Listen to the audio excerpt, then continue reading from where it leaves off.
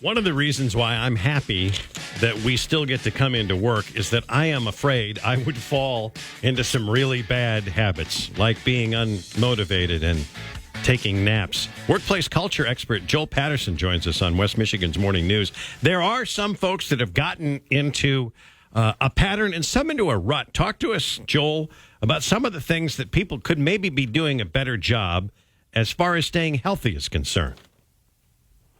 Sure. Yeah. The work from home experiment is no longer an experiment. I think we can all agree to that. But unfortunately, I think it has created a few bad habits where people are just not moving enough.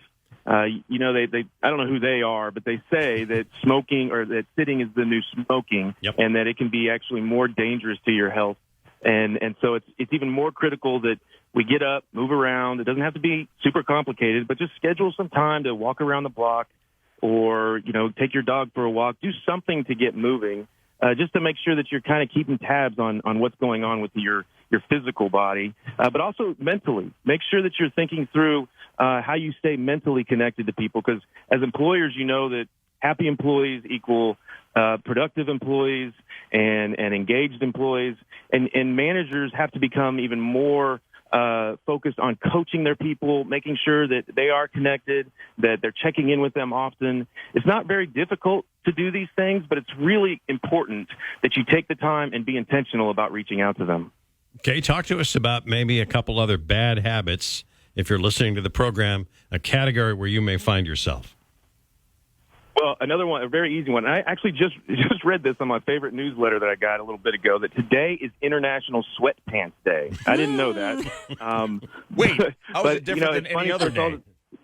Yeah, right. It's funny to talk about, sitting in your pajamas all day, but truthfully, that's not a great way to get motivated for the day. You're better off if you get up, pretend that you're going to the office, get showered, do your hair, do whatever it is that you want to do, and make sure that you're kind of getting your mind and body moving so that you've got enough energy to get through the day. I mean, I've got one person here that she actually takes her purse upstairs to her home office so that she feels like she's going somewhere. That's great. So whatever works for you, it's important to do that.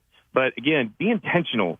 Don't just think that this stuff is going to happen on its own. You got to get moving, try to maintain social connections, and create a schedule that makes sense for you. Is it okay, Joel, to mix, since you are at home, things that you do normally after work as part of your day to kind of break it up a little bit? As long as your time management, you're getting everything done. For in other words, laundry or whatever the case might be, is it okay to do that in your workday where obviously you wouldn't do that normally?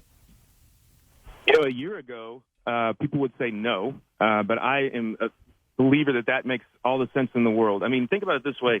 Who works, when they go to the office, if they're there from 9 to 5, who is completely 100% focused on what's going on 8 hours, right? And you're always going to have a moment or two that you just need a little bit of a mind break. Yeah, it's no one in our sales department. Home, and you can be a little more productive when you are at home, So you were just talking about the woman who takes her purse upstairs to her home office just to feel like it's normal again. Would you say 100% necessary? You have to have a separate space for work from living if you're home. It's certainly preferred. I wouldn't say it's absolutely necessary because, let's be honest, some people, they don't have the physical space to even do so.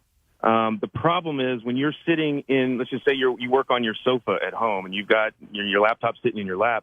Well, in the evening, you're probably sitting in the same spot to visit with your family or watch a movie. And that lack of separation is what creates some of this mental health issues with not being able to have that separation where maybe you're driving to work and you can kind of switch gears.